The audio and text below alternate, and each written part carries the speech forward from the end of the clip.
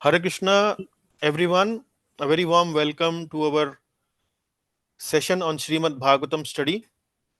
In this session, we are doing a deep study of Srimad Bhagavatam, chapter by chapter, verse by verse. Today is our 39th class. The previous videos, if you want to see, are available on our online YouTube channel, Gita Online Study. For those who may not know, you can also and are watching us on YouTube, you can also go to the description box and register yourself in case you are interested in joining our class, live classes on Zoom. So again, very warm welcome. Prabhuji, Yes, Prabhu. you are not visible, Prabhuji. Okay, I'll open my video. Thank you, Prabhuji. Yes, Prabhuji.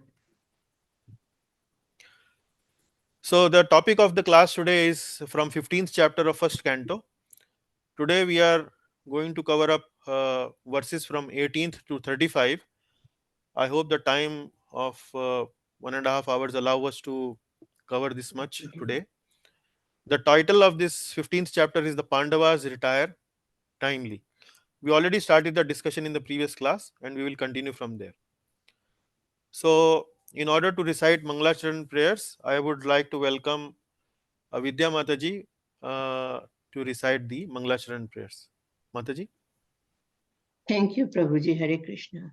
Hare Krishna. Om Agyantimradhasya Gyananjanashalakya Chakshunmiltam Yena Tasmai Shri Guruve Namaha Shri Chaitanya Manobhishtam Sthapitam Yena Bhutale Swam Rupa Kadamayam Dadati Sapadantikam Vandeham Shri Guru Shri Yutpadkamalam Shri Gurun Vaishnavamscha Shri Rupam Sagrajatam Sagan Raghunathanvitam tam sajivam sadvitam savadutam parijan sahitam Krishna Chaitanya Devam Shri Radha Krishna Padan Sagan Lalita Shri Vishakhanvitamscha He Krishna Karuna Sindhu Dina Bandhu Jagatpate Gopesha Gopika Kanta Radha Kanta Namostute तप्त कांचन गौरंगी राधे वृंदावनेश्वरी वृषभानुसुते देवै प्रणमामि हरिप्रिये वाञ्छाकल्पतरुभ्यश्च कृपा सिन्धुभ्य एव च पतितानं पावनेभ्यो वैष्णवेभ्यो नमो नमः जय श्री कृष्ण चैतन्य प्रभु नित्यानंद श्री अद्वैत गदाधर श्रीवासादि गौर भक्त वृंद हरे Krishna Krishna Krishna Hare Hare Hare Ram Ram Ram Hare Hare. Excellent, Mataji. Your pronunciation of the Sanskrit is almost near perfect now. Very nice. Thank you, Okay, Prabhu. please continue with these prayers. Om Namo Bhagavate Vasudevaya. Om Namo Bhagavate Vasudevaya. Om Namo Bhagavate Vasudevaya. Narayanam Namaskritya Naram Chaiva Narottamam Devim Saraswatim Vyasam Tato Jayam Udirahe Nashta Presha Bhadreshu Nityam Bhagavate Seviya Bhagavati Uttam Sloke Bhaktir Bhavati Nashtiki Krishnaya Vasudevaya Devaki Nandanaya Cha Nanda Gopa Kumaraya Govindaya Namo Nama. Very nice. Thank you. Thank you very much. Very nice. Yeah. Okay. Now we move to the next part of our class where we discuss the summary of the previous class, recap of the previous class. So today this service was allotted to our Manish Prabhu from Singapore. But Prabhuji is traveling and is traveling to Australia at the moment and will not be available to join the class because it's late night there. So he asked me to do it on his behalf. So the summary of the previous class or the recap of the previous class is like this. As I mentioned, we started the 15th chapter. So, in the 15th chapter, in the beginning, the background is that in the 14th chapter, Yudhishthir Maharaj had started to experience certain omens, certain change in the environment in his kingdom, which made him felt worried that probably all what I am seeing and observing is maybe because the Lord has departed from this planet. But there was no conclusive evidence in front of him. So when his younger brother Arjuna came back from Dwarka and he observed that Arjuna was very despondent, very kind of depressed, feeling very low in his behavior, in his mood, he became very worried and he started asking many questions from Arjuna, mainly in the hope that probably the departure of the Lord probably has not happened and Arjuna is feeling despondent because of some other reasons. And he asked a series of questions, lot of them. Uh, and then in 15th chapter, in the beginning, Arjuna actually starts to respond to Yudhishthir Maharaj question. So, uh, in verse number 1 to 3, we discussed that Arjuna actually was already grief stricken because of the Lord's departure, and he became even more uneasy because his elder brother was asking so many questions. And his state of mind, his state of uh, body actually has been described in these verses. His mouth and heart was drying up. He kind of lost his bodily luster, and he was not even able to utter any word in front of his brother. Although he was being asked constantly, he could not utter any word, and his eyes were smeared with tears. So he was very teary eyed in when he was in front of his brother. So that was the state of affairs for Arjuna. And then he start to gain some composure and managed to speak something in front of his brother, because he was constantly remembering his friend. He was very sentimental at that moment.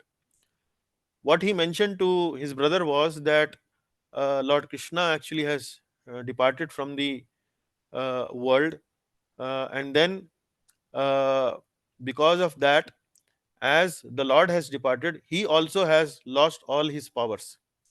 Uh, he felt like a dead body without life.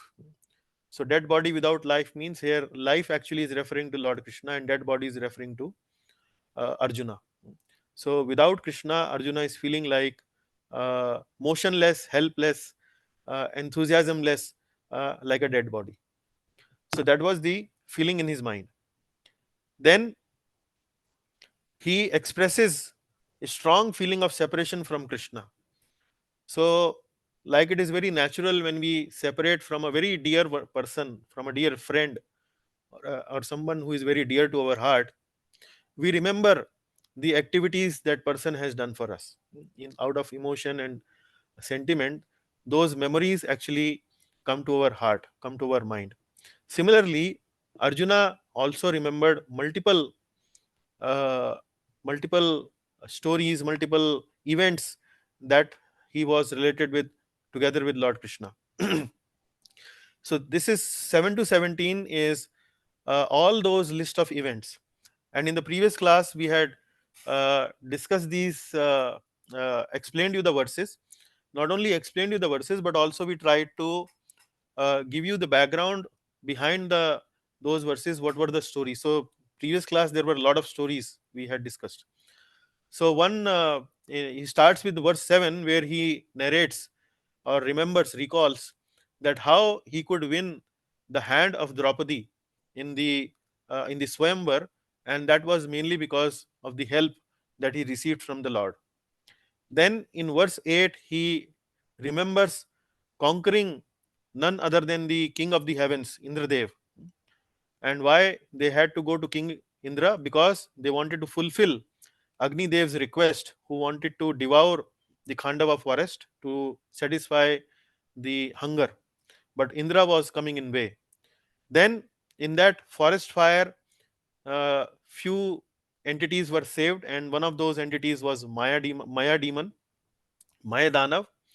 And out of uh, uh, say gratitude, Maya Danav actually got agreed to build a very special assembly hall for the Pandavas, and this was a very special assembly hall, uh, and only Maya demon could build such an architectural marvel.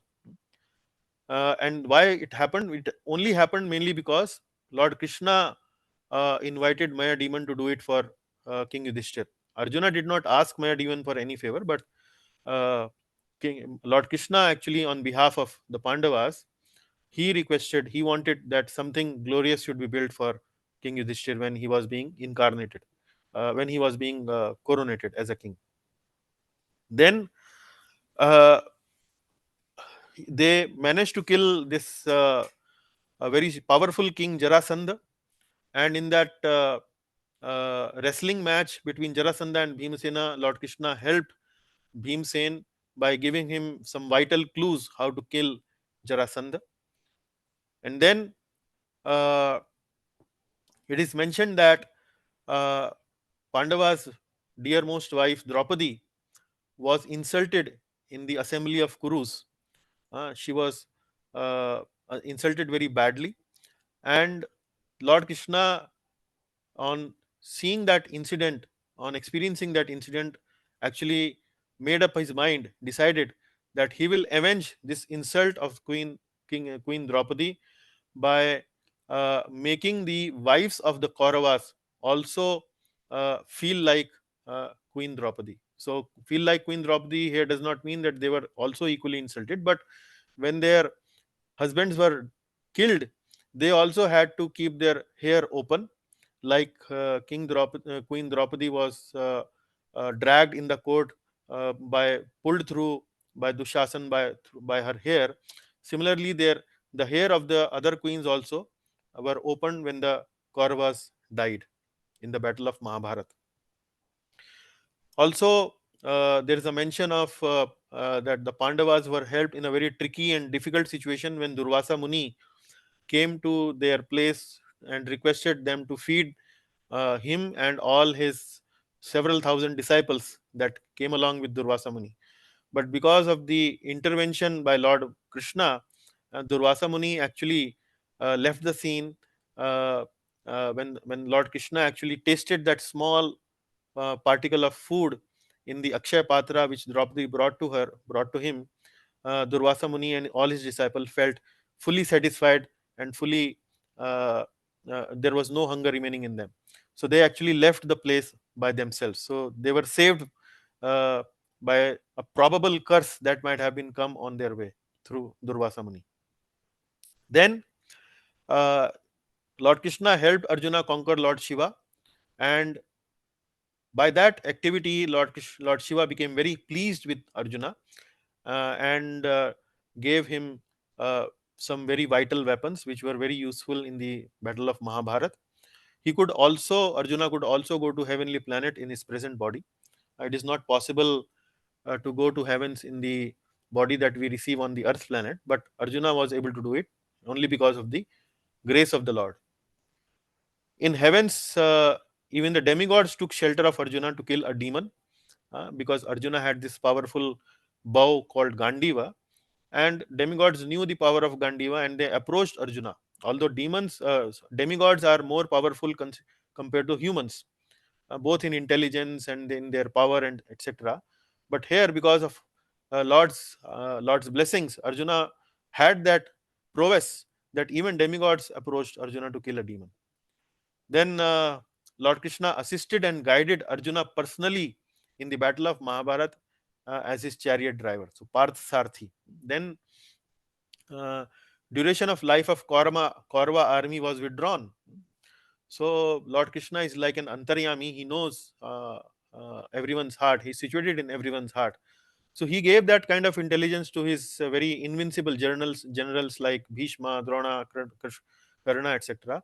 That they actually lost the battle of Mahabharata. Then invincible weapons of great generals of Karma army could not even do slightest harm to Arjuna. So that Arjuna is very, very surprised that the warriors like Bhishma Dev, Dronacharya, they were so ferocious warriors and much more experienced in age, etc. They could not even do a slightest of harm to Arjuna. And in the verse it is mentioned they could not bend the hair of Arjuna even slightly. बाल भी बांका नहीं कर पाए. That is what we say in Hindi. So that's what Arjuna is remembering now. And then enemies neglected to kill Arjuna when he descended to feed water to the thirsty horses. So that is another minor detail that has been given, that during the battlefield, most of the time when the army or the horses are need to be fed with water, at that time there is an opportunity for the enemies who can actually kill the other party. But because Lord made water available underneath the ground so easily, that it was not a difficult task in the battle to feed water to the horses. So it was only uh, because of the grace of the Lord all this happened. So you can see a long list of favors that has been bestowed upon the Pandava family just because they were devotees of the Lord. So that is what we discussed in the previous chapter, and today we will continue our discussion further. Today we will start from the verse number 18 and we'll try to cover till the full section, the third section, the fourth section, and the fifth section we will try to cover till verse number 35. So in this section, in the third section, now Arjuna, after remembering Lord Krishna's favors, now uh, in the third section, Arjuna remembers intimate moments with Lord Krishna. And then in the fourth section, he focuses on Lord's instructions and attains transcendence. This is a very interesting section. 24 to 31st is a uh, very nice section, which actually which gives us direct message from Bhagavatam and has direct application in our life. This particular section, and then we will do some touch upon some few verses of initial few verses of the fifth section, where it is mentioned that after listening to Arjuna, Yudhishthir also decides to retire. So let us start the class. But before we start the class, let us collect some names who would help me uh, read the text and recite the verses during the session. So anyone would I like to can do, volunteer? Prabhuji. Okay, Hare Vidya Krishna Mata ji. Prabhu. I Vidya will Mata ji also is Hare here. Krishna, I will do Prabhu. I Okay, can also do. so we have V for Vidya, and then we have V for Vrindavaneshwari Mataji, and then we have Anuradha Mataji. Okay, thank you very much. Okay, let me also open Shall I these do verses. Prabhu now? Yeah, I will, maybe I'll ask Vidya Mataji, and then we go to Vrindavaneshwari Mataji, then we'll come to you. The first come, first serve Yeah, yes, Prabhu. policy. Okay, so I'll just open the verse also.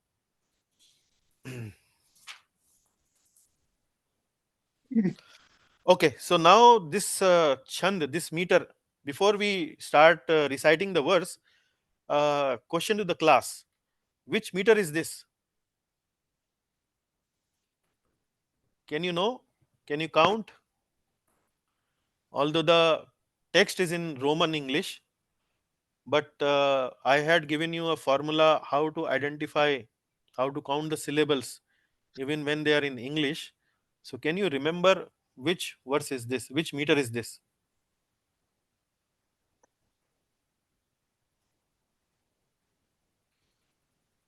Just 1 minute to make the class little think about it. This is important in case they want to recite this in their own personal study. Anyone? Contains 32 syllable each. 32 syllable. No, 32 not. It's 13. Okay, 13 is close.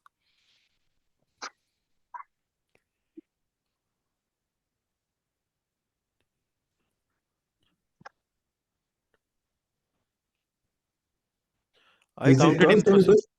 Is it No, 12 Prabhu, syllables? not 12, not 12, not 13. 13 is closer than 12. I gave you 14, a good hint. 14, Yeah, gave you 14. gave you a good hint. So Is 14, it 14? 14 syllable. And which one is the meter in 14 syllable? Vasant Tilaka. Vasanta Tilaka. Very nice, bro. Very nice. And which prayer we remember in order to remember the melody of the meter? Which Vasanta Tilaka is written in? Which other prayer is written in Vasanta Tilaka, which is very popular and we recite it quite often in our prayers in the morning? Which prayer is that?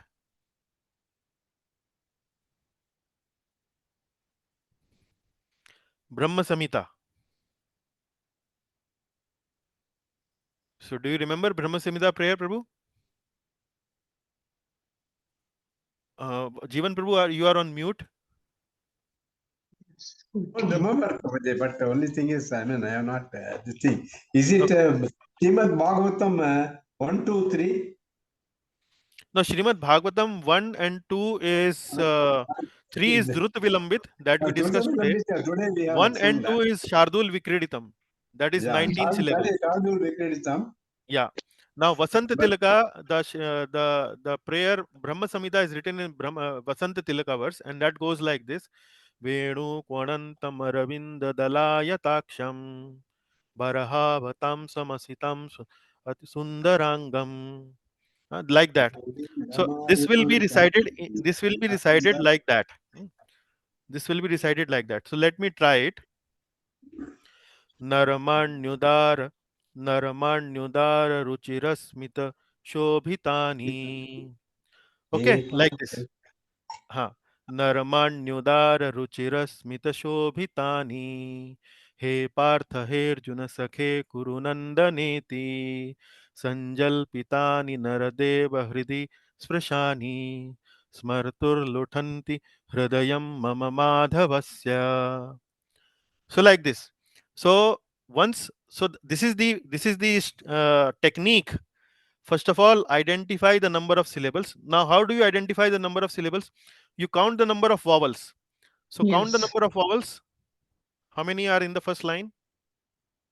1, 2, 2, 3, 4, 5, 6, 7, 8, 9, 10, 11, 12, 13, 14. 14. So you should know this is 14 syllable. This is the formula. In Hindi, in Devanagari, you simply count those letters, those syllables which are full. We don't count half syllable in Devanagari. So that is another way to recognize it. But this is 14 syllable. So this is most likely going to be Vasanta Tilaka. So now we will recite together with Vidya Mataji. So I will, in order to make it simpler, I will do it slowly. Narmanyudara Ruchira Narmanya Udara Ruchira Smita Shobhitani Shimita Sobhitani. He Partha He Arjuna Sakhe He Parth He Arjun Sakhe Kurunandaneti Kuru Nandaneti Sanjalpitani Naradev Sanjan Pitani Nardeva Hriday Sprashani Hirdi Sani Smartur Lutanti Hridayam Smarthur Lutanti Hirdayam Mabamadhavasya. Mama Madhavasya. Very nice. Okay, now please read the translation. O king, his jokings and frank talks were pleasing and beautifully decorated with smiles. His addresses unto me as O son of Pratha, O friend, O son of the Kuru dynasty, and all such heartiness are now remembered by me, and thus I am overwhelmed. So his jokings and frank talks were pleasing and beautifully decorated with smiles. Narmanya Udar Ruchira Smita Shobhitani. Smita Shobhitani. Smita Shobhitani means a smiling face. a very pleasing, smiling face. Narmanya, Narmanya Udara Ruchira. Narmanya means jokingly, like two friends will joke with each other. Udar, Udar means open-hearted. It is not something like which is talks which are kind of somebody is keeping close to his heart and not that talking openly. Ruchira, Ruchira means which are very pleasing. So he's saying he's joking and frank talks. Frank talks means Udar were pleasing, Ruchira, and beautifully decorated with smiles. So that was the kind of friendly behavior of the Lord towards his dear friend Arjuna. That's how they would like to talk. That's how they talked with each other. And then, Hey Partha, Hey Arjuna, Sakhe Kuru Nandaneti. He would address Arjuna as, O son of Pratha, O friend, O son of Kuru dynasty, like that, with lot of enthusiasm and lot of nice adjectives, he would address Arjuna. And Sanjalpitani Naradev Hridi Sprashani. Sanjalpitani means these kind of talks. Naradev, these kind of talks by Naradev actually is referring here to Yudhishthir Maharaj. So Dev means uh, God, Nara means human. So God of humans is actually referring to the king. So this is another name for king, synonym for king. Sanjalpitani Naradev Hridi Sprashani. Hridi Sprashani means which will actually touch your heart. Smartur Luthanti Hridayam Mama Madhavasya. Smartur Luthanti. Smartur means by remembering those talks, I feel very much overwhelmed. Hridayam, my heart feels overwhelmed. Mama Madhavasya. Mama Madhavasya. So here you can see Arjuna is referring to Lord Krishna in a very intimate way. Mama Madhavasya, Mere Krishna, Mere Madhav. So, O friend, O son of Kuru, and all such heartiness are now remembered by me, and thus I am overwhelmed. Smartur Luthanti. So, Arjuna is remembering Lord's loving and caring behavior. Normally it happens in our lives also when somebody departs, somebody we are separated from, and is a very dear friend of ours or very dear to us. We remember the jokes, the talks, the kindness, the service that they have done to us. We remember it. So here, what we need to understand from this verse is that sometimes physical proximity may not always be possible for us. Like, for example, we may not have physical proximity to Lord Krishna. Lord Krishna is not, we cannot visibly observe Lord Krishna around us, although we can observe him in the temple in the form of the deities. But like we deal with each other, we cannot deal with the Lord in that sense. However, we can uh, uh, we can feel the proximity to the Lord to the degree we follow the instruction of the Lord, to the degree we follow the guidelines of the Lord, the teachings of the Lord, we come closer to the Lord. So that is what we need to understand. So similarly, Arjuna here also feeling very closeness, very intimate closeness towards the Lord. So this is what we need to understand. And in case we only try to be in a mechanical way, try to follow the instruction of the Lord and not from our heart, then we actually miss the whole point. We will not be able to make a lot of spiritual advancement. And what we need to understand here is that Lord Krishna actually is present everywhere. And Lord Krishna is not only present in his books, Lord Krishna is not only present in the temple, Lord Krishna is not only present in the form of his very dear devotees with whom we associate with, but actually Lord Krishna is present everywhere in every atom around us. But if we are not tuned into that frequency where we can connect with the Lord, then we cannot understand the Lord, we cannot connect with the Lord. It is very similar to, say, for example, our mobile phone, or maybe an FM radio signal, or maybe a television signal. So in television we kind of move the channels, and these channels are set at some certain frequency, and then those certain frequency, a particular channel or a particular broadcast can be received. Like maybe at particular frequency you can watch a cricket match, at a particular frequency you can watch maybe some other dance program or some other program, like that. Similarly, Lord is present everywhere, and in only if we are tuned into that frequency of the Lord, we can access the Lord. So here, how do we, how can we tune our frequency to the Lord? By following his instruction to the best possible degree. Like for example, we send you a Zoom link to come to the Zoom class, and in that Zoom link, if you replace only one single letter, if you delete one single letter and try to connect with the Zoom class through that Zoom link, you will not be able to connect. So similarly, to the degree we are able to follow the instruction of the Lord, we will be able to connect with the Lord. So that is the main message from this verse.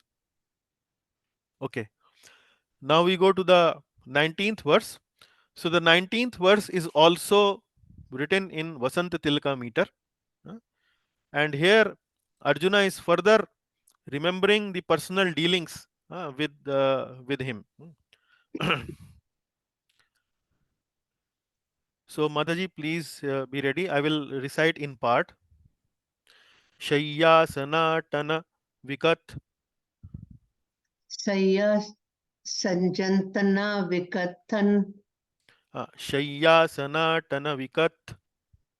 Saya Sanatana Vikatan. Anabhojanadesh. Anabhoj Anadesh. Aikyat vayasya ritavan.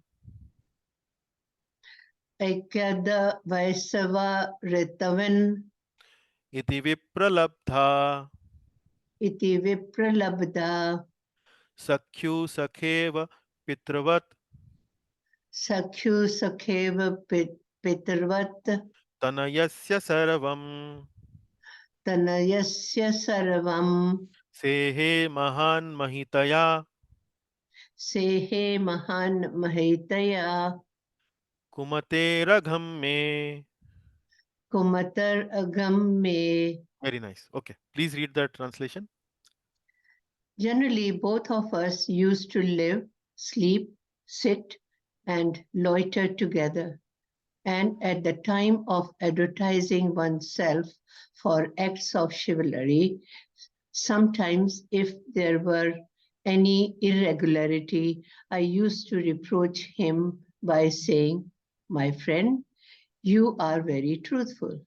Even in those hours when his value was minimized, he, being the Supreme Soul, used to tolerate all those utterings of mine, excusing me exactly as a true friend excuses his true friend, or a father excuses his son. A very, very intimate recollection from Arjuna, and he's saying that we will actually used to live together. Shayyasana tana. Shayya, asana, and atana. Shayya means sleeping together. Asana means sitting together. Like you can see in the picture, they are sitting together on one single asan. And then atana actually means uh, loitering together. Like you would see two friends loitering maybe in a garden or along the roadside or maybe in a building and so on. So like that, they would sleep together, they would sit together, and they would loiter together. And then uh, aikyadvayasya ritavan iti vipralabdhaha. Then they are saying that at the time of advertising oneself for acts of chivalry, sometimes if there were any irregularity, I used to reproach him by saying, "My friend, you are very truthful." Now, what is being discussed here? So, for example, when two friends would talk, and both of them were warriors, Krishna and Arjuna, and if they would talk together, they would try to tell the other person that my dear Arjuna, actually I did this to that person. I actually uh, uh, put my Sudarshan chakra and try to make him very uneasy with my power and with my chivalry and so on. So like this, they would do heart to heart talks with each other, and then if there is some irregularity, and sometimes while doing these discussion, maybe there is some irregularity, something is not conveyed in a proper way, then what would Arjuna do? Really, my dear Krishna, are you really serious about it? Did you do you think you really did it, or are you just simply boasting yourself in front of me? So like that. So, and at that time of advertising oneself for acts of chivalry, sometimes if there were any irregularity, I used to reproach him by saying, my friend, are you really truthful? So in that sense this has been mentioned. So akyad vayasya ritavan iti vipralabdha. Vipralabdha means sometimes if there is some irregularity like this, then sakyu sakheva pitravat tanayasya sarvam. But then even in those hours when his value was minimized, now here minimize mean does not mean that Arjuna trying to minimize Lord Krishna, but it is actually minimizing in a very jovial sense, out of joke. So not in a literal sense. So he, being the supreme soul, used to tolerate all those utterings of mine, excusing me exactly as a true friend excuses his true friend, or a father excuses his son. So Sakhyu Sakheva Pitravat Tanayasya Sarvam. Sakhyu Sakheva. So Sakhyu Sakheva here means like a friend he will tolerate, and Pitravat Tanayasya. Tanayasya means the child. Pitravat means like a father. So when a friend excuses a friend, or a father excuses a son, similarly he would excuse me. So this is something which Arjuna is trying to mention here. Now here uh, you will see that these are very intimate personal dealings which Arjuna is recollecting with Lord Krishna. And here he is mentioning that he would sometime minimize his position by jokingly saying that, my dear friend, did you really do it? Did you really, are you serious about it? Do you think you can do it? Although he is the Supreme Lord, but Arjuna making those kind of comments, those kind of remarks actually pleases the Lord a lot. The Lord is very much pleased by these kind of intimate dealings by his pure devotees. Like for example, Mother Yashoda running after uh, child Krishna to to punish to punish child Krishna, but Lord Krishna actually enjoys those kind of dealings. Similarly, I heard that in Jagannath Puri, when there is Jagannath Rath Yatra going on, then you might have seen that Lord Jagannath, when he is brought out from the temple, then the pandas who are there, they would not refer to Lord Jagannath as Lord Jagannath. The way they would refer to Lord Jagannath is Kalia. E Kalia, E Kalia, did you eat this? E Kalia, did you eat that? And it might appear to us that it is kind of derogatory to refer to the Lord in such words, but actually the Lord likes that kind of a very intimate behavior. But that intimate behavior has to come from somebody who is a pure devotee, and we we are not at that platform yet. At least I am not there. So we should not be doing it like what Arjuna has been doing. We should be on a safer platform, should follow the more respectful word for the Lord. But this is just to explain you the word, the meaning, that when the great sages and munis offer great prayers to the Lord, but the Lord likes such intimate behavior which Arjuna is showing in this verse. So that is the purport here. Okay, we move to the another one. Soham nripendra rahita Soham Nripender Rahita purushottamena Purushottam Mena sakhya priyena suhrada Sakhya Priyena Surda hridayena shunyah Hirdene Shunaya advanya urukrama Advanya Urukrama Parigraham Angarakshan Parigram Angarakshan Gopairasadbhir Gopir Asabhir Abaleva Vinirjitosmi. Abaleva Vinirjitosami. Very nice. Okay. 20th Mataji, please read from here. O Emperor, now I am separated from my friend and dearmost well-wisher, the Supreme Personality of Godhead, and therefore my heart appears to be void of everything. In his absence, I have been defeated by a number of infidel cowherd men while I was guarding the bodies of all the wives of Krishna. While I was guarding all the wives of Krishna. Here, uh, again, he's remembering his dear friend, and this time he's remembering that since Lord has disappeared from this planet, actually my powers also have disappeared together with him. And to the extent my power has disappeared, that I was even defeated by some infidel cowherd men. So here it is mentioned infidel cowherd men. So this is what he's trying to mention. And what is the story of infidel cowherd men? So this story is actually mentioned in Brahma Puran and Vishnu Puran, and the story has a background. Why Arjuna got uh, defeated by these infidel cowherd men? So after the departure of the Lord, the queens of Lord Krishna were abducted, were kidnapped by some cowherd men, and Arjuna was trying to protect these queens of Lord Krishna. So Arjuna was not able to protect these queens of Lord Krishna, and he was defeated by these cowherd men. So what is the story behind? How can someone actually kidnap the queens of Lord Krishna? And how a powerful warrior like Arjuna could not protect these queens of Lord Krishna? So there is a story which has reference in Brahma Puran and Vishnu Puran. Now, what was the story? Is the story is that once upon a time there were the damsels of heaven who pleased Ashtavakra Muni. Hmm? And Ashtavakra Muni was a very famous sage in the olden times, and the apsaras of heaven, pleased by their behavior, by their meditation, uh, Ashtavakra Muni. And when Ashtavakra Muni got pleased, he gave a boon to these damsels, that they will get a lord as their husband. In future, the Lord himself will become their husband.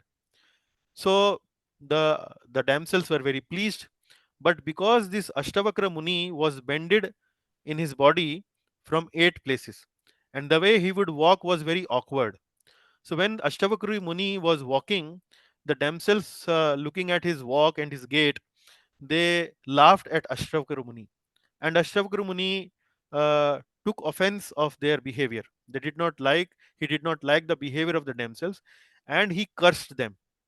The curse was that they will be kidnapped despite being Lord's wives. That they will be kidnapped despite being Lord's wives.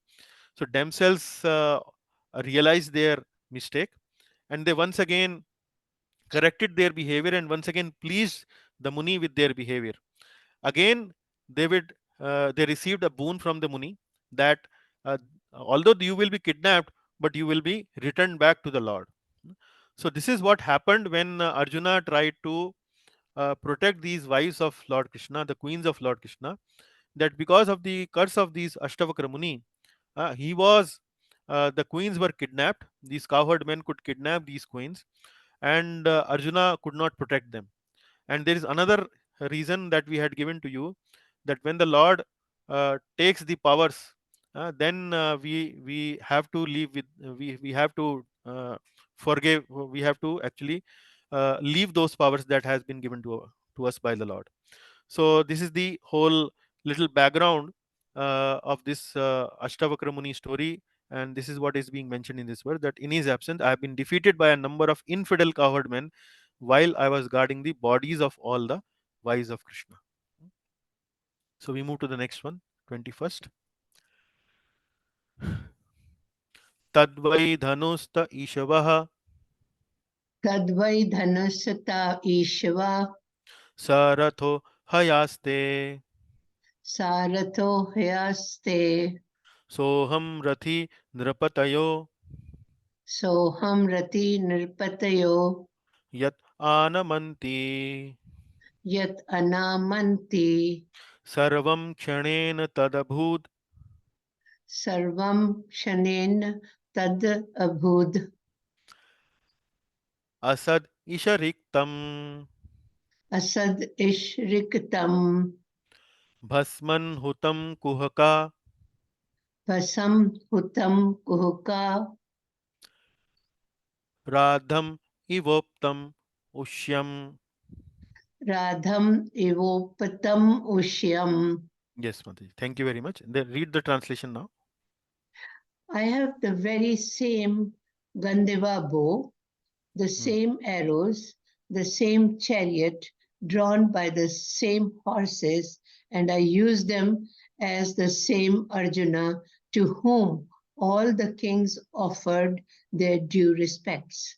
But in the absence of Lord Krishna, all of them at a moment's notice have become null and void.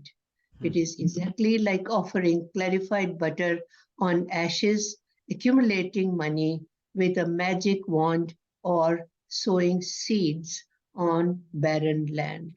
So Arjuna is now once again recollecting. If you remember in the fifth verse of this chapter, Arjuna mentioned that when the Lord departed, my powers have also gone. Now here he is giving some details in a little more graphic way. That when the Lord departed, my power actually also went away. Although I had the same Gandiva bow, I had the same chariot, I had the same arrows, I had the same horses, and I, Arjuna, was also the same. But and it was that Arjuna to whom many kings offered their respects. They would bow before me because of my power. But in absence of Krishna, all of them at a moment's notice have become null and void. Have become null and void. We had this discussion on this particular theme in elaborate detail in the previous class.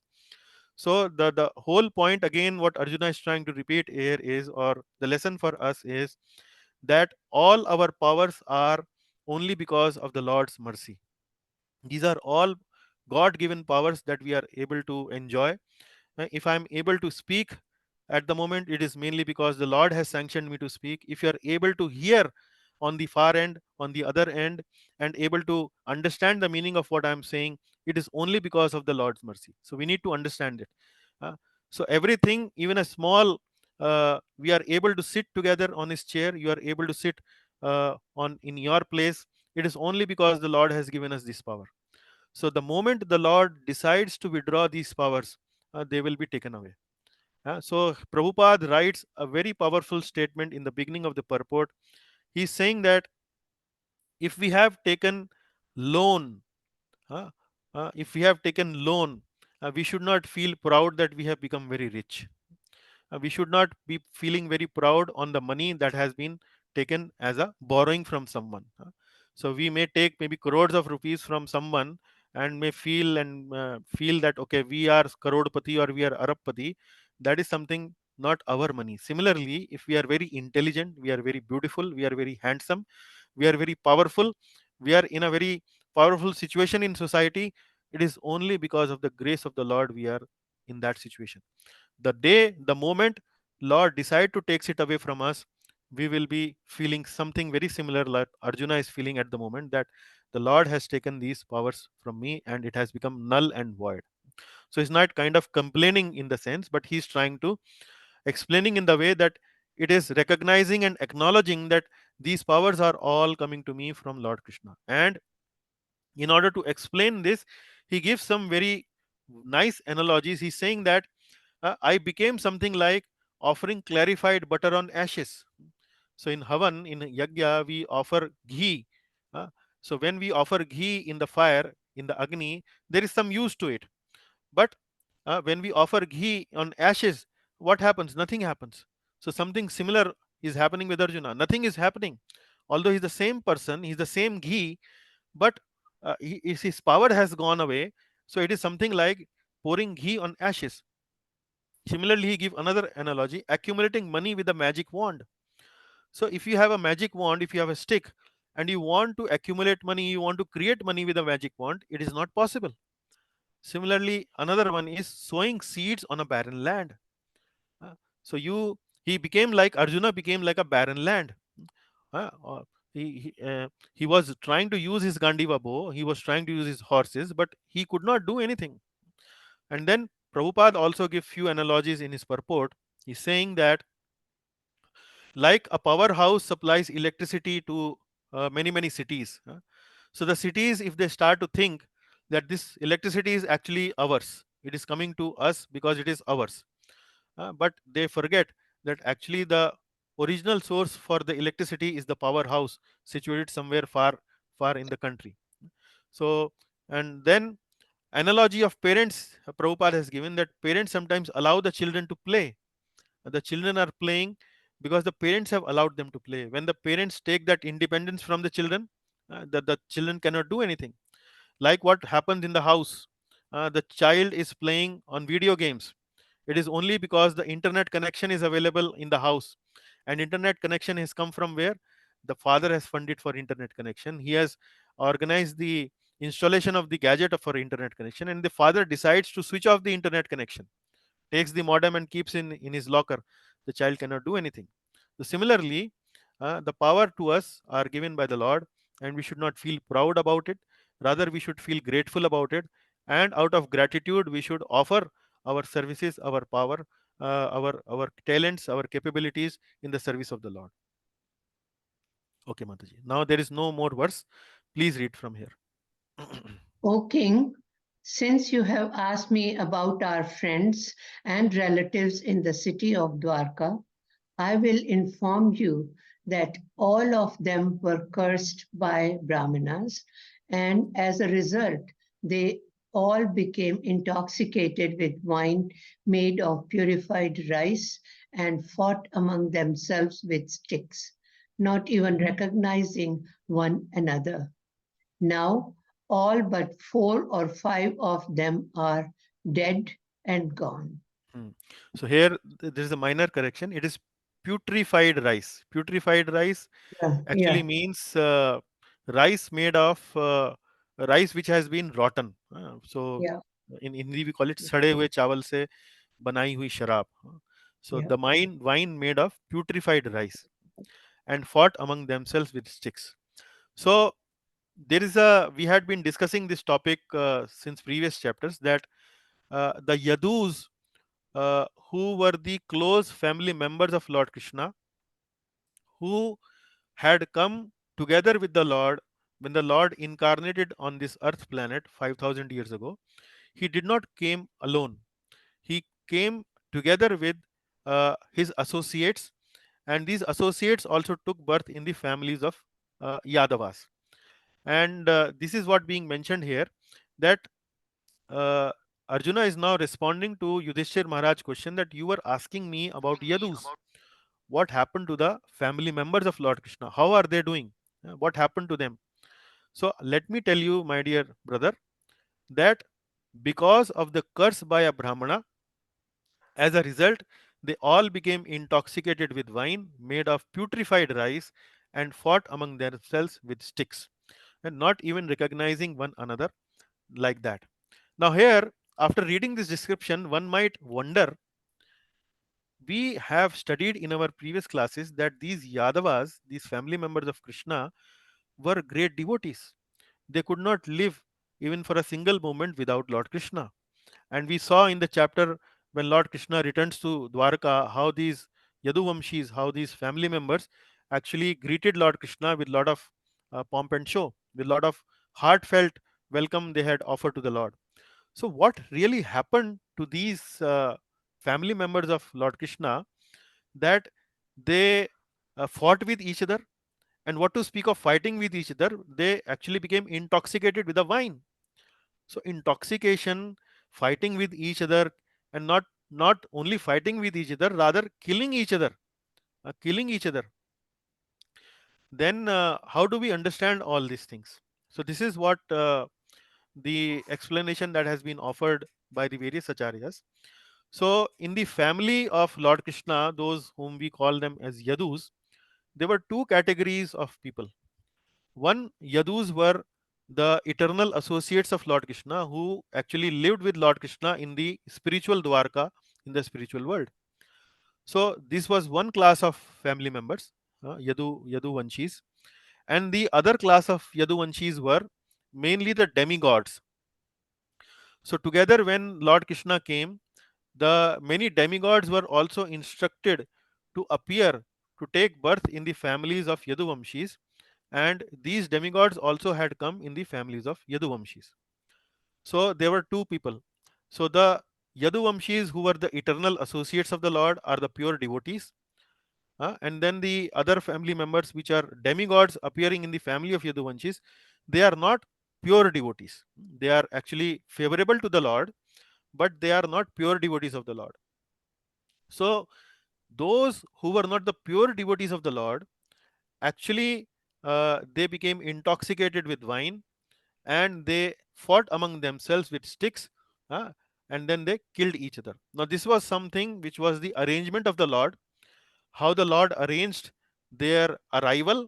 When he came, he incarnated, he arrived, he arranged for their arrival, and similarly when he departed, he created some kind of animosity among these people, because of which they killed each other, and then they also went together with the Lord. So Lord, by his own arrangement, by his own sweet will, can arrange fight among different people, and can make them kill each other also. Like in 11th chapter we studied uh, that Lord act as a wind, and these people were like bamboo trees, and when the wind blows, these bamboo trees rub each other, and because of that rubbing it creates heat, and then they get burnt. So Lord does not have to kill themselves, kill these people themselves, but he can make some arrangement like this, that they will be killed by each other. So this is something which we need to understand about this particular aspect of killing of Yadus. And uh, something similar doubt was also there in the rishis and the sages of the Naimisharanya, and you will see later in Bhagavatam, in the same chapter, that Suta Goswami answers this specifically to the sages of Naimisharanya in the same way. But I have answered you in advance, just because to explain you the verse 22nd and 23rd. I hope that is clear. Now we move to the next section. So we have covered this theme, remembering intimate moments Arjuna felt void. So Arjuna is remembering all these intimate moments and feeling separation from the Lord. Now we move to the next section. Okay, now I need to also move to the other devotee. Uh, we now request Hare Krishna, Vrindavaneshwari Prabhuji. Mataji. Yes, yes. Thank you, Mataji. We now request Vrindavaneshwari Mataji to help reading of these verses. Hare Okay. Krishna, Prabhu. Yes, Mataji, please. Yeah. Arjuna focuses on Lord's instructions and attains transcendence. Hmm. Arjuna accepts everything as Lord's will. Hmm. Factually, this is all due to the supreme will of the Lord, the personality of Godhead. Sometimes people kill one another, and at other times they protect one another. Hmm. So this is, as I was mentioning to you in the previous verse, when we learned about Yadus killing each other. So the doubt came to our mind: how come the family members of Krishna can behave like this? And for specifically when we have read the description in the previous chapters that they were very wonderful devotees. Now here in the 24th verse, Arjuna himself is giving an explanation. So Arjuna is mentioning here, factually, this is all due to the supreme will of the Lord, the personality of Godhead. Sometimes people kill one another, and at other times they protect one another. So, Lord does not have to come in person, does not have to do this in person privately by his own hands. These kind of killings, he can actually, he's situated in everyone's heart, and he can organize things simply by his will. simply by his will, by making someone's intelligent, behave in certain way, like that he can organize all this. So the point here is that Maya Shakti of the Lord is so strong that it can bring the family members together and even take them apart as well. So Prabhupada writes in the purport that sometimes in this world we see two nations fighting with each other, like we see in the war at Gaza Strip these days, that Israel and this Gaza Strip, or specifically this Hamas organization, are at war. So how do we explain all this? It is mainly happening mainly because the Lord is desiring so. And why would Lord desire so? Why would Lord desire that two different groups should come at war? It is mainly because uh, when the Lord find, or when these people don't actually follow the guidelines of the Lord, when they don't lead a life which is God centric, when they don't lead life uh, which is in accordance with the Shastra, then Lord arranges these kind of events. Similarly, when we see there is peace, it is also, we should understand, it is also because of the Lord's will. So if we want our world to be peaceful, if we want our families to be peaceful, if we want our societies to be peaceful, our nation to be peaceful, the best medicine is try to follow Lord's instructions as much as possible. And these instructions are available where? These instructions are available in these books like Bhagavad Gita. So here in the purport, Srila Prabhupada also mentioned, actually this is karma kaushalam. Yogaha karmasu kaushalam. So there is a verse in Bhagavad Gita, yogaha karmasu kaushalam. Yogaha karmasu kaushalam means how can we connect with the Lord? How can we do yoga? How can we be in connection with the Lord? It is actually karmasu kaushalam. Uh, it is an art of doing work. Art of doing work. If we do our work in a way which is in accordance with the Lord's instruction, it is karmasu kaushalam. And if we do it in such a way, then actually we can connect with the Lord. We can do yoga with the Lord. And that is what Arjuna is being instructed in Bhagavad Gita when he's confused. How should I behave? What is my dharma? So Lord Krishna says that you can act in a way which is something like yoga. So if you don't fight right now, that is not good. But if you fight right now, out of sense of duty, out of sense of responsibility, that is actually karmasu kaushalam. And karmasu kaushalam mean this is actually art of doing work. And if you do your work in such a way, then you will do yoga, you will actually connect with the divine. It will take you closer to the divinity, it will take you closer to liberation. So this is what is being mentioned. So the art of doing work is to be able to distinguish between what is in accordance with the Lord's plan and what is not in accordance with the Lord's plan. So if we are able to distinguish it, we will do this karmasu kaushalam, and there will be peace, not in our lives, but in the lives of our families, in the lives of our societies, in the lives of our nation, and in the life of world at large, at whole. So this is what we should understand from this verse. Okay, we move to the next one. Please read. Yes, Pratik. Mm, I can't see the next slide. Can't see? I can see. Others can also see or not? Oh, maybe Yeah, some we can internet. see. Yeah, now I can see. Okay. Yes. Now I can Yeah. see. Yeah, please read.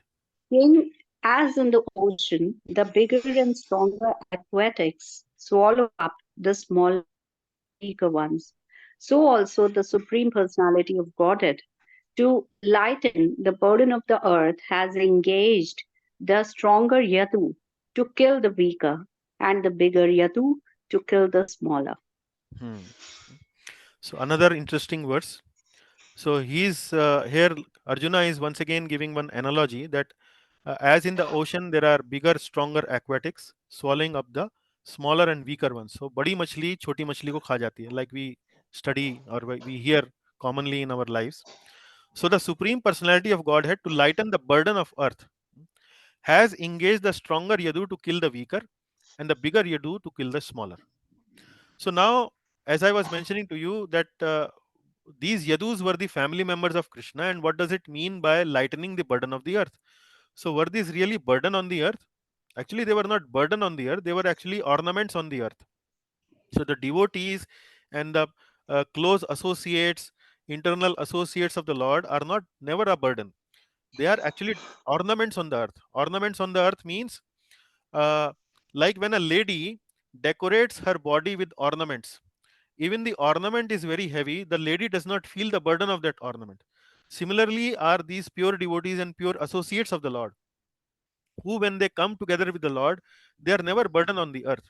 So how do we understand that what does it mean by yadus as burden? So as I was explaining to you short while ago, these yadus could be placed in two categories. One, who were the close associates of the Lord, who eternally reside in Dwarka, spiritual Dwarka. So these are not those people which are being talked about here in this verse. So when we are talking about burden, we are primarily talking about those demigods who had come and taken birth in the Yadu dynasty. So they are not pure devotees. So there are still some impurities in the heart of these devatas, although they are favorable to the Lord, but they are not pure at heart.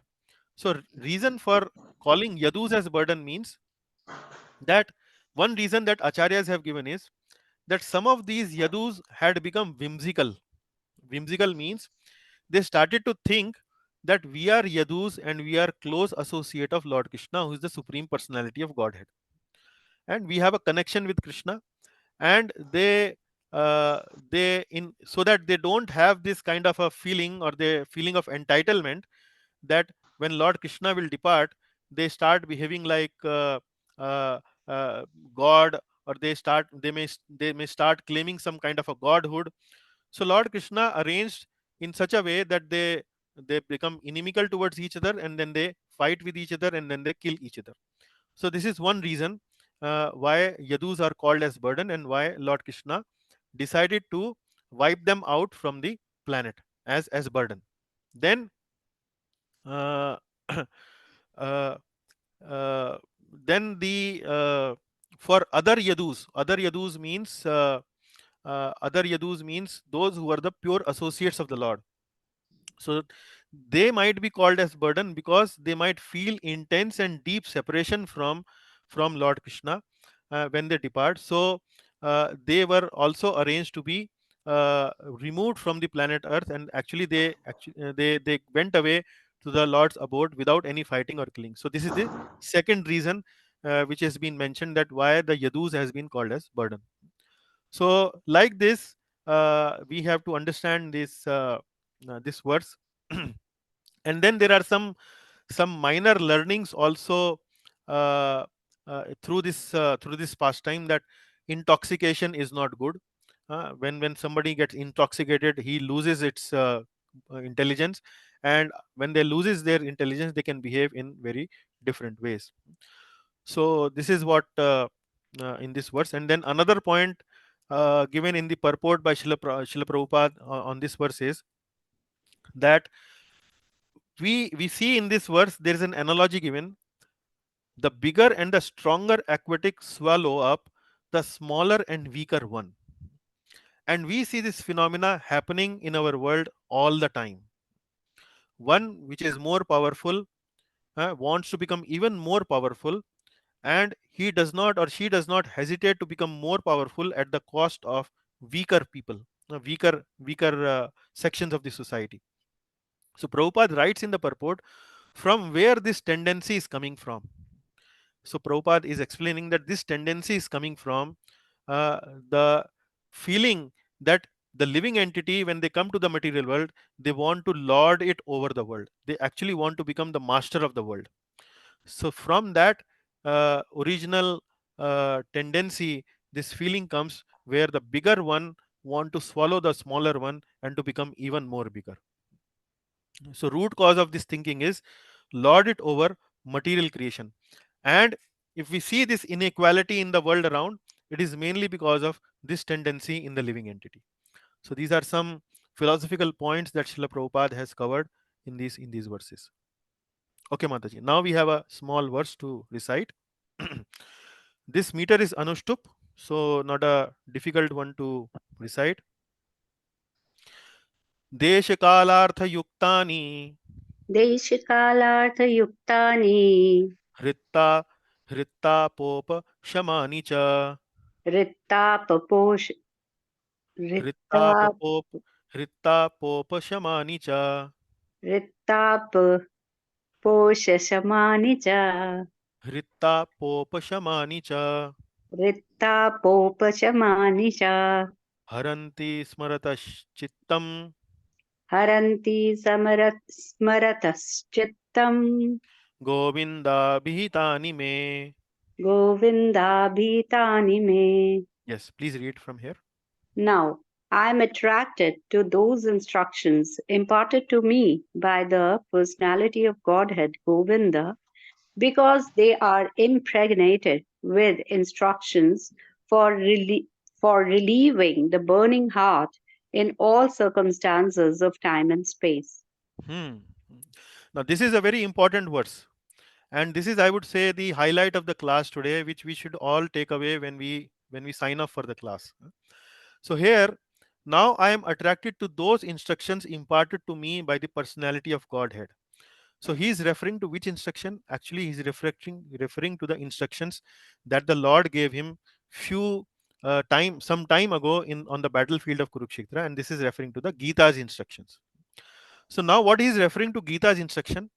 So before we discuss what actually he is referring here, we should recall and remember that in what state of mind Arjuna is.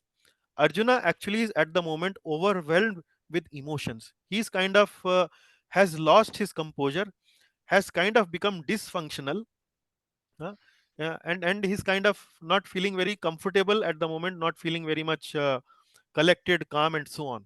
So that is the position of Arjuna at the moment. But what Arjuna is doing right now, in this situation, in this state of mind, what he's doing, he's saying that now I am attracted to those instructions imparted to me by personality of Godhead. And then what is happening? What is the result of remembering those instructions? Because they are impregnated with instructions for relieving the burning heart in all circumstances of time and space. So he's glorifying Srimad Bhagavad Gita. And what Arjuna is trying to do in a very difficult position, in a very difficult situation in his life, he's trying to take shelter of the instructions of Bhagavad Gita. Uh, and the same Lord who had given these instructions in person to Arjuna, those instructions, the candidate who received this instruction in private, in person, is not feeling very calm, very composed. But the good point and the lesson learned for us, dear devotees, is that person, what he's doing at this moment, he's trying to take shelter of those instructions in the absence of the person who spoke those instructions to him.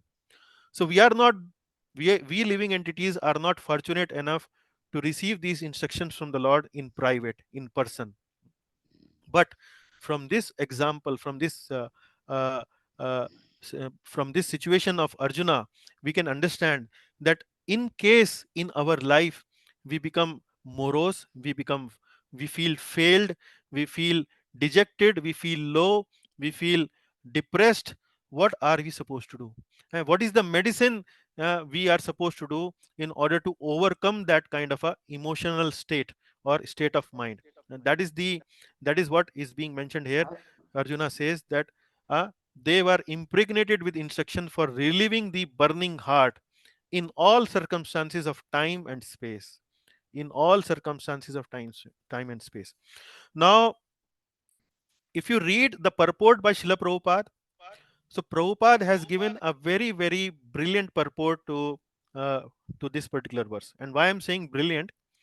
First of all, he has glorified Bhagavad Gita in 3 pages.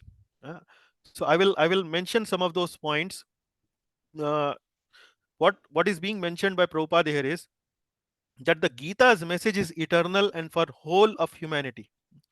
It is not only meant for old people or retired people or maybe children in the school just to learn the verses of Bhagavad Gita and recite in Bhagavad Gita shloka recitation competition. No, it is actually meant for every single human being on this planet. Everyone. It is eternal and it is for whole of humanity. So this is what is mentioned in all circumstances of time and space. This message is universal, essence of Vedic philosophy. Now, this is the second point Prabhupada mentioned. This is the essence of Vedic philosophy. To be used at all times. To be used at all times means if it can be used at a time of emergency like war, then it can be used at any time. Say, what do you mean by emergency? In emergency, we actually try to pay more attention to take care of the situation which is causing the emergency. We forget about maybe some discussion or maybe some side talks or some teachings or some learnings. But if this message of Bhagavad Gita is relevant at the time of emergency of war, then it is relevant in any situation in life. And then uh, Gita is a book. Gita is a book which not only teaches us how to be successful in our life, but it also teaches us how to deal with failures in our life. So this is another point that we should understand. And then, as I mentioned to you, uh, Bhagavad Gita's message is no different from the Lord. Although Arjuna received this message from Lord in private, but the message is having the same effect on Arjuna when the Lord is absent. So, like we see in Bhagavad Gita starts with Arjuna saying, Karpanya dosho pahata swabhava, that I have lost my all sense of good and bad. Kindly instruct me. And then in the end, the same Arjuna says that now I have gained my composure, I am ready to fight. So that is the effect of Bhagavad Gita. So the Gita is not only a recipe which help us how to be successful in life, but it also a recipe how to deal with failures in our life. So these are some of the other messages. And uh, then Prabhupada mentions few other things, that purpose of Bhagavad Gita is what? Purpose of Bhagavad Gita is to bring the living entity close to the Lord and ultimately cross over this material existence. And this process is known as Bhakti Yoga, by which the living entity can cross over uh, the material existence. There are several processes. In general, these are known as Sanatan Dharma. And uh, and if you go and read this purport, Prabhupada has given the gist of Bhagavad Gita only in 3 pages. So a very useful purport in case you have to present a class to audience where you want to cover most of the points of Bhagavad Gita. Then this purport is you can mark in your book. Okay, so we go to the next one. Another verse to be recited, Mataji. Yes, Prabhu. Now Arjuna. So these are two sections in this verse, in this section, 24 to 31 verses. So 24 to 28, Arjuna focuses on Lord instruction. Now, the moment Arjuna focuses on Lord instruction, he starts to feel relieved. He starts to feel that all his anxiety is leaving and he's becoming very happy. He's getting situated in transcendence. So, this second part from 28 to 31 describes how Arjuna is situated in transcendence.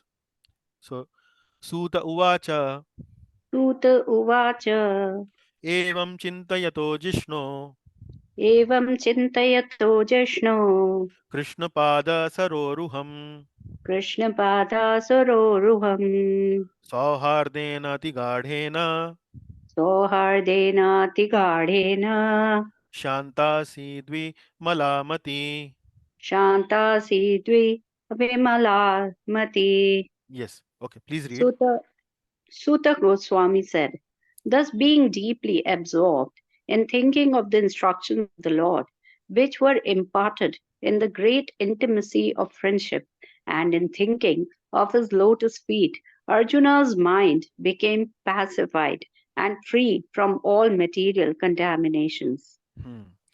So you can see the effect of Bhagavad Gita is now taking place. Although the Lord is not present, but Lord instructions are present. And Arjuna is meditating on Lord's instructions.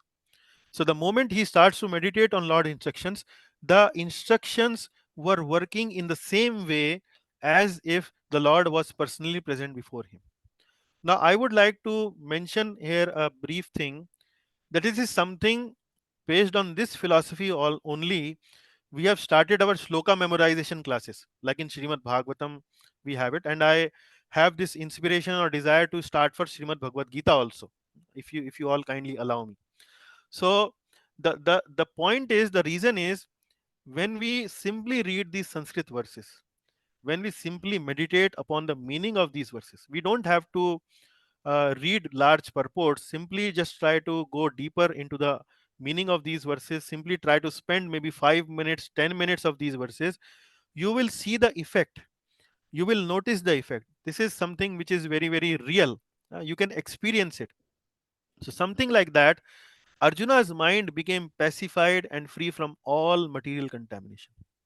So, something similar will happen to us also. And this is the medicine, because public in current times is generally uh, uh, suffering with a lot of material anxieties, lot of other kind of mental problems. So what is the cheapest, cheapest not in terms of value, rather cheapest in terms of monetary thing? What is the cheapest medicine available at our disposal? Simply take shelter of the verses of Srimad Bhagavatam or Srimad Bhagavad Gita. um, so here, what Prabhupada writes in the purport is that remembering of the Lord is no different from samadhi. And when Arjuna started meditating upon the message, the impurities in his heart starting to get destroyed. Now, one may wonder, Arjuna is the pure devotee of the Lord. How can there be impurities in his heart? Like it is mentioned here, from all material contamination. So it is not that the his heart is filled with lust, anger, greed, pride, illusion, envy. It is not that.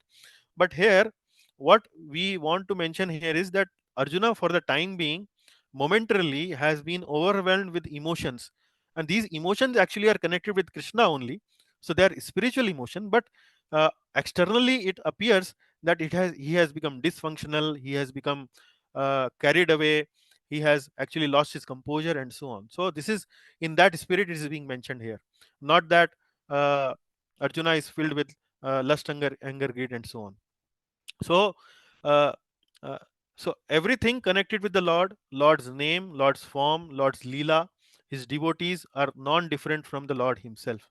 So the moment we connect with the Lord in these forms, by chanting his holy names, by hearing his message, and by associating with his devotees, actually we become pacified, we become enthusiastic, we become relieved, we become peaceful. So these are the feelings that are there now in the mind of Arjuna. Okay, next one, Mataji. Yes. Arjuna's constant remembrance of the lotus feet of the Lord Sri Krishna rapidly increased his devotion, and as a result, all the trash in his thoughts subsided. Hmm. So you can see, rapidly increased his devotion. So it is the Tatkal service that the Lord provides, how to become peaceful, how to become pacified. So take shelter of the message of Bhagavad Gita, and like what is mentioned here, trash in his thoughts. So I explained you in the previous verse only that the trash in his thoughts does not mean lust, anger, greed. Trash in his thoughts actually means something to do with momentarily he has lost his composure and his calmness. So that is something which is mentioned as trash in his thoughts. But we can also try to understand trash in the thoughts in the context of the conditioned soul also. So in the context of conditioned soul, the trash actually means lust, anger, greed, pride, illusion, envy.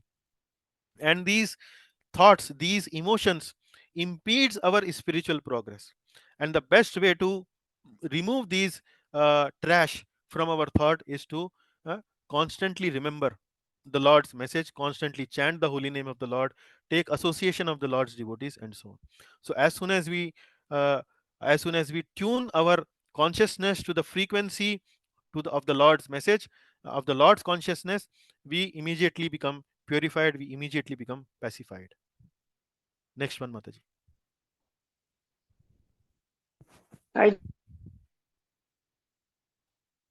Arjuna again understood the knowledge sung by the Lord in the battlefield. which was not forgotten by the influence of time, action, or darkness caused by the separation from the Lord.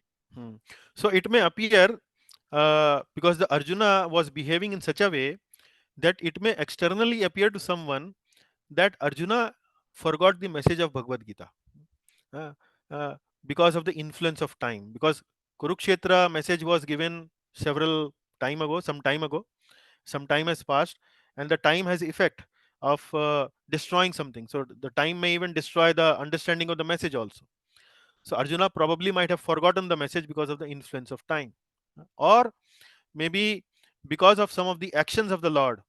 Arjuna might have forgotten the message because of the activities of the Lord, because maybe Lord has departed from this world. Arjuna is overwhelmed with emotion, he has forgotten that message, or maybe darkness caused by the separation from the Lord.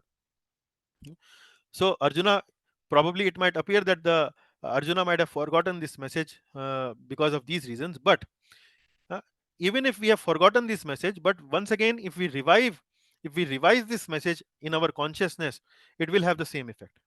So when we align ourselves with the purpose of the Lord, our spiritual progress is guaranteed. And similarly, Arjuna also was relieved of his pain. Okay. Last verse in this series, there is a we will recite the verse also. Vishoko Brahma Sampatya Vishoko Brahma Sampatya Sanchinna Dvaita Samshayaha Sanchinna Dvaita Samshaya Leena Prakartir Nirgunyat Lina Prakirtiranayargunyat Alingatvad Asambhavaha. Alingatvad Asambhava. Now please read the Because translation. Hmm. Because of his possessing spiritual assets, the doubt of duality were completely cut off. Thus, he was freed from the three modes of material nature and placed in transcendence. There was no longer any chance of his becoming entangled in the birth and death, for he was freed from the material form. Now here is a result of what happens when we are in frequency with the Lord's message. When our consciousness is in Krishna consciousness, in the frequency of the Lord, then what is the result? So that process is mentioned here. But there are some very interesting words here. Vishoko Brahma Sampatya. Brahma Sampatya. Sampatya word comes from Sampatti. Sampatti means our wealth, our asset. Brahma Sampatya means spiritual asset. Spiritual asset. So what was the spiritual asset of the of Arjuna? The spiritual asset of Arjuna was his friendly connection with the Lord. So he was in connection with the Lord as a friend.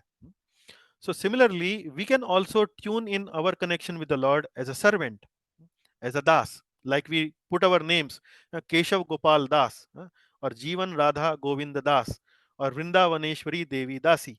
Like we have uh, some initiated devotees in our meeting. So we have put this name Das. So similarly, if we truly feel the servant of the Lord, we truly identify ourselves as the servant of the Lord, that is our Brahma Sampatya, Brahma Sampatti, that is our spiritual asset. And what happens when we understand like that in our context? Samchinna Dvaita Samshayaha. Samchinna means that doubts, Dvait Samshaya. Dvait means duality. So we can either think ourselves as the servant of the Lord, or we can think ourselves as the servant of Maya. So if we are considering ourselves as the servant of Maya, that is something which is the duality.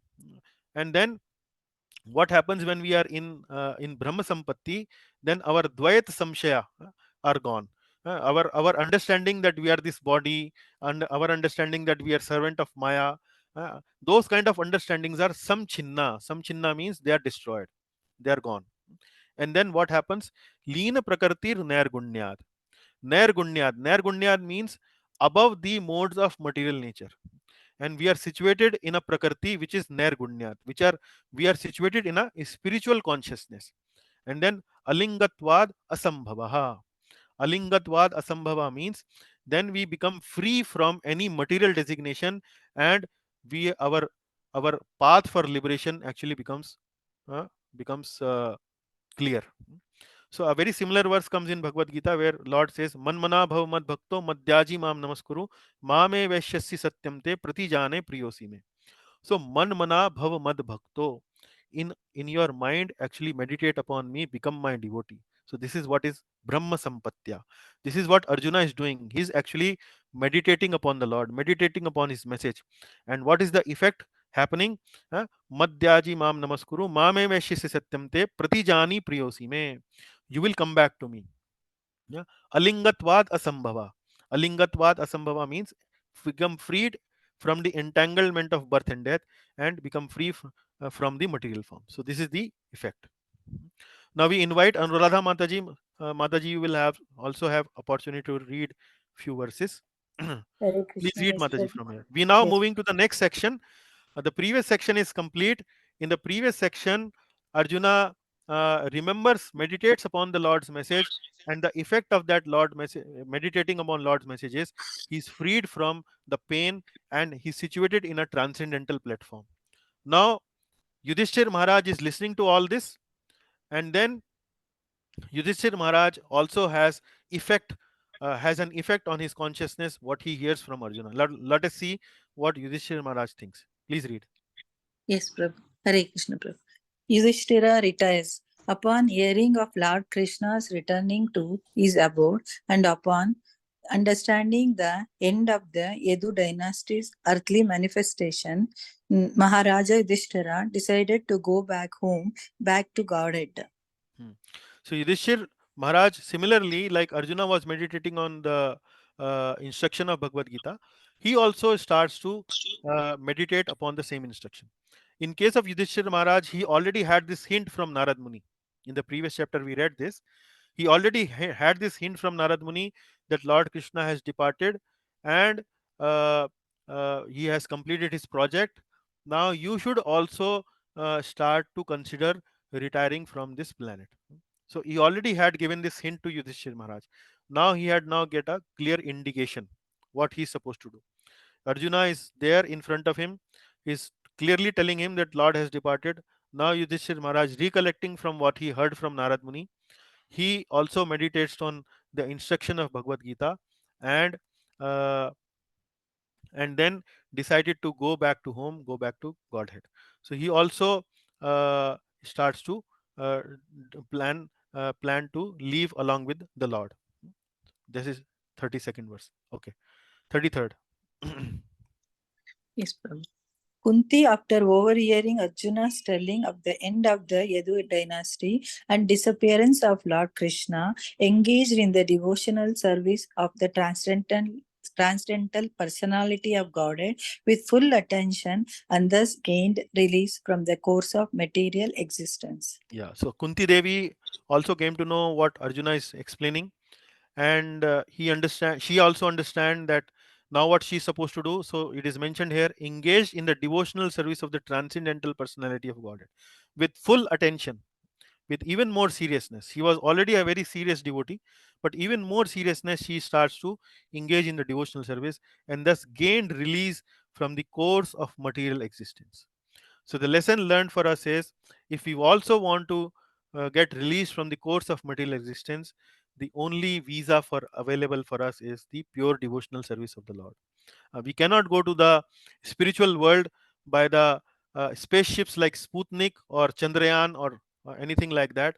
We can only enter into the spiritual kingdom by dint of our pure devotional service. Okay, 34th. We will recite the words, Mataji. Yes, Prabhu. This is 34th. Huh? Yayarat. Yeah. Yaya harad bhuvo bharam Yaharat Bahoparam tam tanum vijahavajaha Tam Tanum Vijaha Ajaha kantakam kantakeneva Kantakam Kantakenaiva dvayam chapi shitu samam. Dvayam Chapitistada Samam Dvayam chapi shituhu samam. Dvayam Chapitistado Samam Dvayam chapi Chapi Stito shituhu. Shituhu. Situhu. Okay, okay, Prabhu. Dvayam chapi situhu swamam. Wonderful. Okay, Okay. okay. Please read the translation. The supreme unborn Lord Sri Krishna caused the members of the Yadu dynasty to relinquish their bodies, and thus he relieved the burden of the world. This action was like picking out a thorn with a thorn, though both are the same to the controller. So this is a very interesting verse. One is a very interesting analogy given here, picking a thorn out of a thorn. Kantakam kantakeneva. Kantak means thorn. Kantakam kantakeneva. Now, the background of this verse is, as I was explaining to you earlier in the class, that these Yadus killed each other. They engaged in the fighting and they killed each other. This fact was not being uh, understood by the rishis, Shaunakadi rishis present in the Naimisharanya forest properly. They could not digest this. How can the family members of the Lord kill each other? It doesn't sound good. So, in order to relieve them from their anxiety, Sut Goswami mentions this to these people, Shaunakadi rishis, that actually this was the Lord's arrangement. It is not that Yadus actually killed each other. It is only because of the sweet will of the Lord. This everything was arranged in such a way that they killed each other. This is how what he explains. The supreme unborn Lord Sri Krishna caused the members of the Yadu dynasty to relinquish their bodies, and thus he relieved the burden of the world. So this is something which, first of all, this is one point in this verse. That it was a Lord's plan. It was a Lord's arrangement that is happened.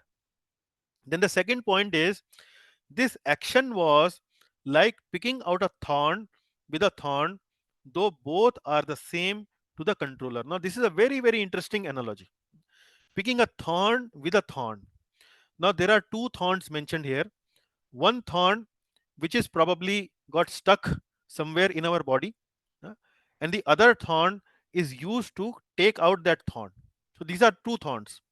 So, one thorn uh, is causing us pain because it has pricked in our body, and because it has pricked in our body, it is causing pain to us.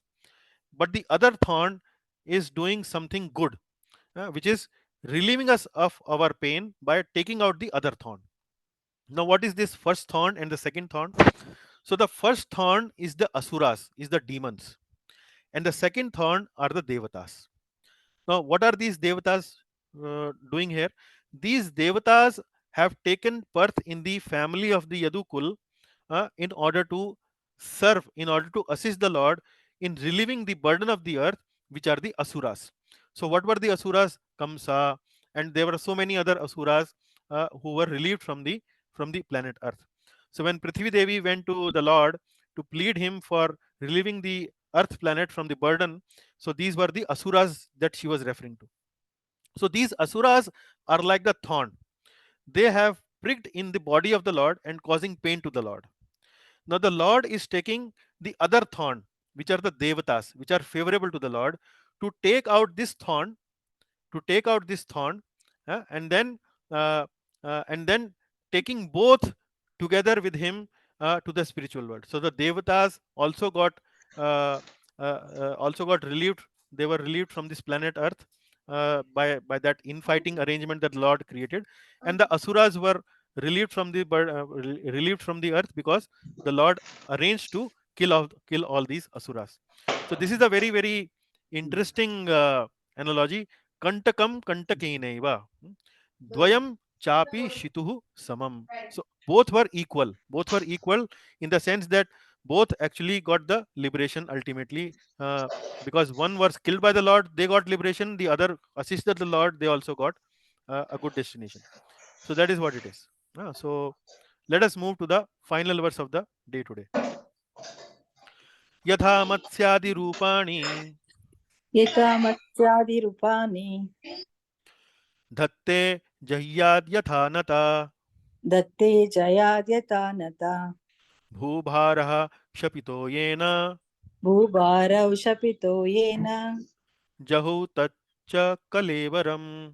jaho tasya kalevaram. Yeah, please read. Yes, Prabhu. The Supreme Lord relinquished the body which he manifested to diminish the burden of the earth.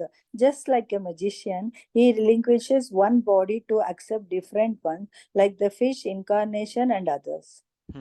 So here, when we are talking about the disappearance of the Lord from the planet, people might think that Lord actually also has disappeared the same way other normal mortal living entities disappear. The mortal living entity disappear, they leave their one body and then they take another body. But the same doesn't apply to the Lord. The same doesn't apply to the Lord. The Lord relinquished the body which he manifested to the diminish the burden of the earth. Just like a magician, he relinquishes one body to accept different ones. So the Lord, when he disappears from the world, it may appear to us that the Lord has left one body and probably taken another body. And the example is given of a magician. So when a magician shows his magic, what does he do? Sometimes he cuts his body, sometimes he destroys his body, sometimes he does various things with his body that gives the people or the audience of the magician a feeling that actually the magician has changed the body, but magician still has his own original body. So similarly, when the Lord disappears, it may give an impression to others that the Lord take has relinquished his body and taken another body, but it is not like that. The Lord body is not material like ours. The Lord body is spiritual and it cannot be destroyed. So the Lord form remains as it is. All the forms of the Lord, and an example is given here of fish incarnation, Matsya, like you see, Yatha Matsyadi Rupani, Dhatte Jahyad Yatha Nata. Nata. Nata means a magician. huh, Like fish incarnation, the Matsya incarnation of the Lord. So somebody might think that Lord might be taking different forms. Sometimes he might take form of a fish, sometimes he may take a form of a boar. No, it is not like that. Lord's incarnations have eternal forms. They are never changed, they are never destroyed. So the Matsya incarnation is always there. The Matsya incarnation may be performing its Leela sometimes in some another universe at this moment of time. Like there are many universes, so Matsya incarnation is still active somewhere in the whole universe, in the whole creation. So similarly, what we need to understand here is two important points: that the Lord body is eternal and the Lord body does not change. So these are the 2 points, and the example is given of the magician, like that. And here, Prabhupada writes in the purport that specifically the word dhatte has been used. Dhatte means eternally accepted, eternally accepted. And a similar parallel word that is available is dhitva. Dhitva means accepted only for the time being, accepted only for an occasion. So the use of the word dhatte in the verse by Vyasdev actually indicates that the incarnation of the Lord or the form of the Lord is eternal and it never changes. Lord has many forms. Lord has many forms, and all of these forms are eternal and they never change. They are never destroyed. So with this, we conclude our class today. Thank you very much. We Hare managed Krishna, to Prabhu, managed to yes, Hare Mataji. Prabhu, Yeah. you told about incarnation, no, about this one God, no? It Hmm. won't changes means I didn't understand, Prabhu. That can you please explain? It won't changes means, Mataji. For example, you see Lord Krishna here in the picture, and also you see various other avatars of the Lord like Matsya, and then Varha, and then Ah, maybe but it uh, will be changes means that incarnation will be there permanently. How it will be, Prabhu? yeah, they are permanently there. So Matsya Ah, incarnation is always there. ah, It does not mean that Lord Krishna, who is a form, Sham Sundar form playing flute, yeah, changes his form into Matsya incarnation, and okay. he this form ceased to exist, and only this form now start to exist. It is not that this is Again and again it won't come. It will be like that yeah. only. So this form is eternal. Okay, This form is also eternal. okay, Prabhu. Hare So Krishna. Matsya incarnation or Matsya avatar is doing the pastimes of Matsya avatar somewhere in the universe right now. It is still active. Similarly, Vara incarnation is also active. Narsim incarnation is also active. Together with the Sham Sundar form of the Lord, also active. Like that. Understood. Understood? Okay, very good. Okay, that is how, I mean, you can read the purport by Prabhupada, and that will actually make it very, very clear. Okay, Ji. Now, thank you very much. All glories to Srimad Can you Bhagavatam. enumerate these 10 of Dash Avatar right now? And leave the picture on. Thank you. This is Matsya Avatar, Prabhuji. Hanji. This probably is like Kachchap Avatar or Kurma Avatar. This is Varaha. This is Narsingh Dev. This is Vaman Avatar. This is Parshuram. This is Kalki. This is Buddha. This is Krishna and Balaram. And this is Lord Ramchandra. So 1, 2, these 3, are all the 4, avatars of 5, Lord 6, Krishna. 7, 8, 9, 10. These are the Got main it. 10 Got mains, it. 10 main avatars. And if you read, I think chapter number 3rd, you will find the 24 listing of 24 avatars. But when Okay. you read that list of 24 avatars, there is a verse Yes. after that which says that their Lord has unlimited incarnation like there are waves in the ocean. But they never change. They're still the same. They are still They still existing in the perform their universe. activities in somewhere in the In the universe. universe. Okay. Yeah, All right. somewhere, Thank you. some place in some universe. Yeah. And living power is the same in all of them. Yeah. In different forms. Yeah. Yeah. They may come with different potencies for a different purpose. So they may not have all the potencies that we see in Lord Sri Krishna.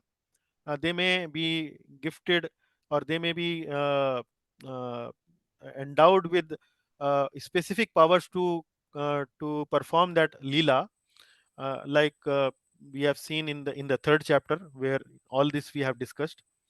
Yeah. Thank you. Okay.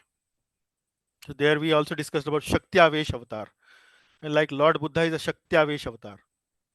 He is actually given only for a certain purpose, specific purpose they have come. Okay. So all glories to Srimad Bhagavatam, all glories to Srila Prabhupada. So any questions, comments, maybe you can ask.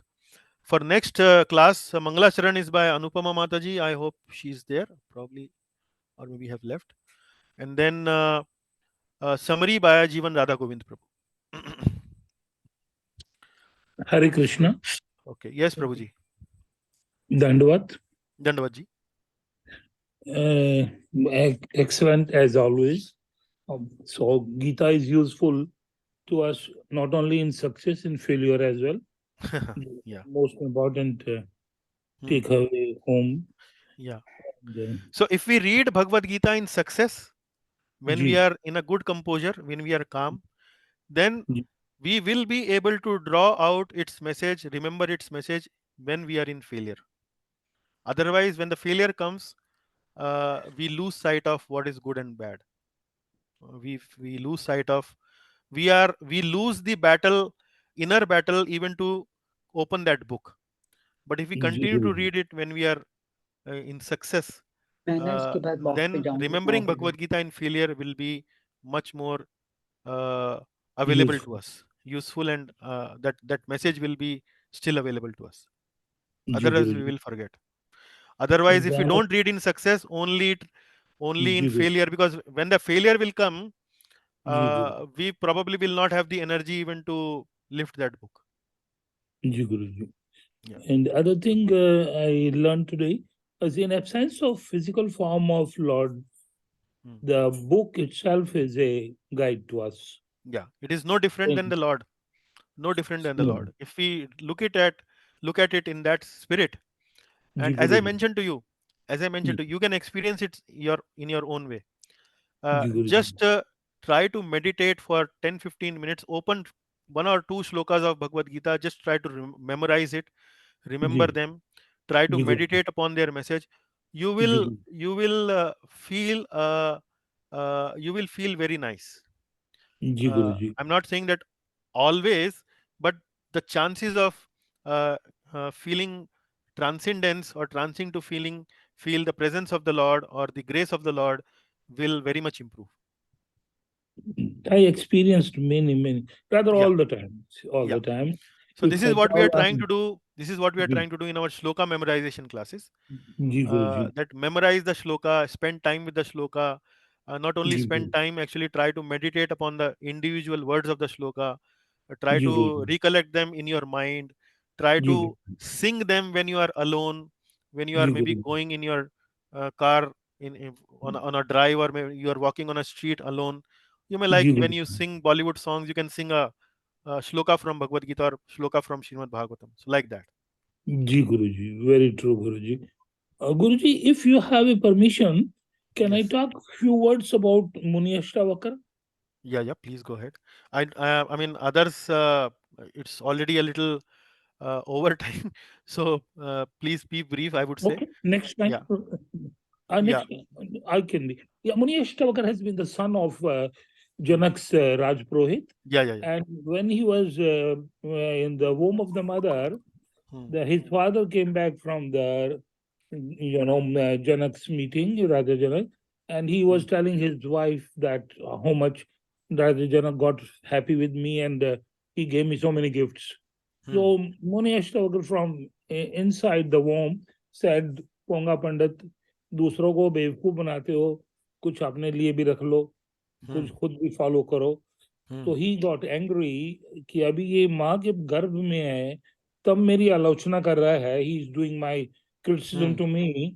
What he will do when he'll come out? So then he gave him the shrapa, you will be Ashtavakar. Because from head to neck, neck to chest, chest to lumbar, lumbar to sacral, sacral to pelvis, knee, ankle, these are 8 joints. So these are the energy points or the Gyan points. So he gave Shrap to his son that you will never get energy or Gyan. But then Raja Janak held a meeting in the country, in his country. Who will give me Gyana? I will give him a lot of gifts. And who will not be able to give Gyana? He will have to be Jal Magan. So this Raja Muni Ashtavakar won that competition from his this. And then he should do, Jal Magan, his Purohit. So then he said to Raja, from my side, I pardon him, or if you also pardon him. So he did not do. So this is how, this Ashtavakar is the story. So then there is a Gita also, Ashtavakara Gita. Yeah, we have heard it. We have heard about it. Yeah. Guruji. Yeah. So just wanted to. Yes, Prabhuji. Thank you very much. Thank you. God. Thank you, Dandavad. Thank you. And Hare Krishna to all devotees. Hare Krishna. Hare Krishna. Hare Krishna. So with that, we take your permission. Thank you very much once again to allow me to Hare speak Krishna. Hare Krishna. Srimad Bhagavatam to all of you. Thank you very much. Okay. Hare Hare Krishna, Prabhuji. Thank you, Prabhuji. Hare Krishna. Thank you, Mataji. Hare Krishna. Hare Krishna, Prabhu. Thank you. Hare Krishna. Thank you. Hare Krishna, Prabhuji. Hare Krishna. Hare Krishna.